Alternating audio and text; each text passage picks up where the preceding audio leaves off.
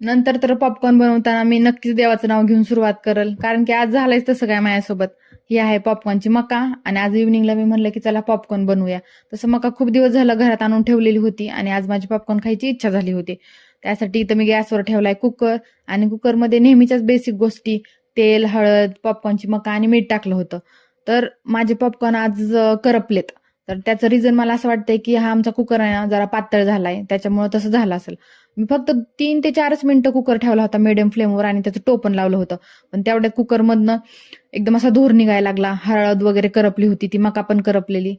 आणि नंतर मला वाटलं की दुसऱ्या एखाद्या जाड भांड्यात करून बघता येईल. आणि हा आमचा आहे गॅस बघा. ह्या गॅसला 13-14 वर्ष पूर्ण झालेत, तरी कसा चकाचक आहे. माझी मम्मी करून खात नाही, पण सगळं घर स्वच्छ ठेवायच्याच मागं असती.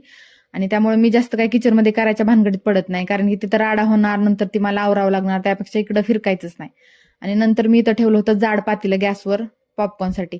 नंतर याच्यात पण मी सेम तेल, मीठ, हळद वगैरे टाकली, पॉपकॉर्नची मका टाकली, पण इथे पण सेम पॉपकॉर्न करपलेच होते. आणि हा बघा आमचा काजू. ह्याचं ना एवढं आयुष्य मस्त आहे. बाहेरनं यायचं, घरात थोडंसं किचनमध्ये येऊन ओरडायचं, लगेच खायला मिळतं. खायचं, प्यायचं आणि निवांत बसायचं. चला बाय.